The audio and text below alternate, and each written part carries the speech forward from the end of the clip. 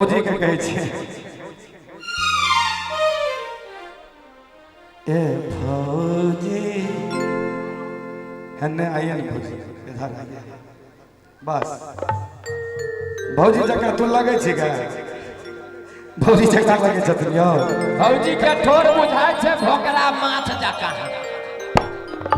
ए भौजी ए भौजी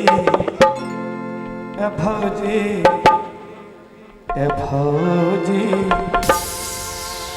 राख दी है आपन तू छोटो बहिनिया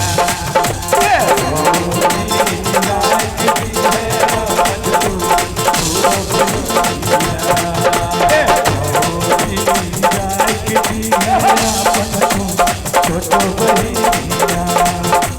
दिल के है दुनिया में दिल के है दुनिया हे भौजी दिल के दुनिया में भौजी अरे दिल के दुनिया में दिल के दुनिया में भौजी बाबा के कनी आशीर्वाद दो दियो चाइरना पावे एक बार बाबा के जुबानी के लिए कनी जोरदार खन मनाता है कहलखिन कि सुबह को लेता हूं शाम को लेता हूं सुबह को लेता हूं शाम को लेता हूं मैडम जी कि सुबह को लेता हूं शाम को लेता हूं और रातों को खुलेआम लेता हूं कि सुबह को लेता हूं शाम को लेता हूं रातों को खुलेआम लेता हूं और क्या गुनाह करता हूं ऐ मेरे दोस्त क्या गुनाह करता हूं ऐ मेरे दोस्त जो हर वक्त हमेशा पंचों वाली मैया का नाम लेता हूं कहिए दुर्गा मैया की भौजी दिल के दुनिया में दिल के दुनिया में लिख प्यार के कहानियां भौजी भौजी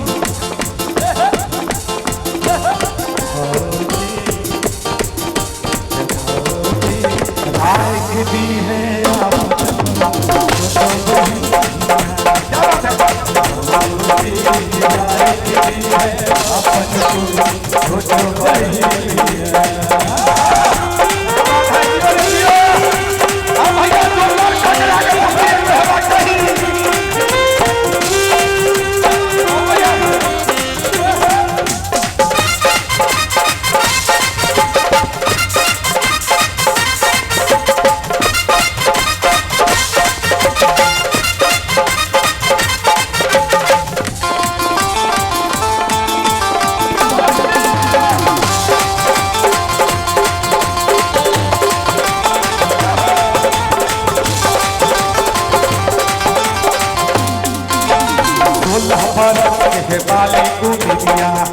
पर प्यार बहिनिया के जाएगी जे रहे किस्मत भौजी दिलीप का भनिया के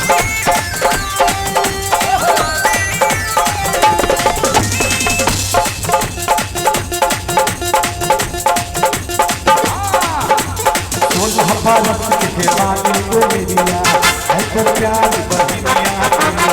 जाएगी जे रहे किस्मत भौजी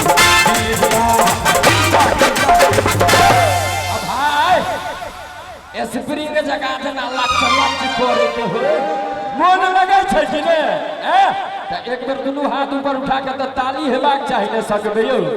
इम्हर टायर लच करते आ भाई सब के हाथ फरफरेते की भ चला ने अब भौजी के कह दिए ए भौजी भौजी हमारा यो न कने नाना जी 16 बरस के है बाली उमिरिया है तोर प्यारी बहिनिया के आ जाएगी जेत है किस्मत भौजी दिलीप दार भनिया के अरे मिल के दोनों लिखबे दिल के दोनों लिखबे हम प्यार के कहानियां फौजी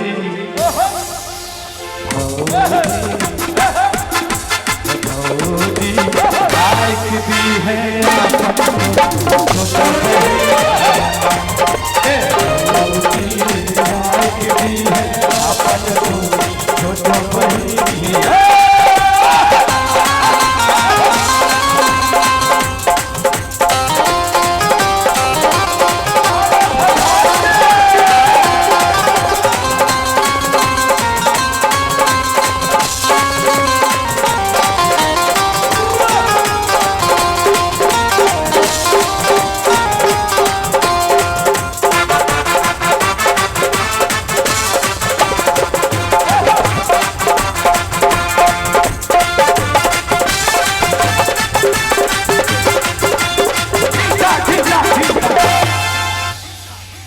अब ई मान लिया दोनों दियादनी छथी,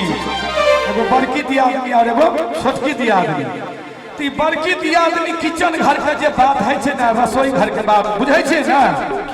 रसोई घर के बात अपन छोटकी दियादनी के कहै छथी। कैसे के छे सरकार को परेशानी नहीं छे, कैसे के छे यो क्या बात है।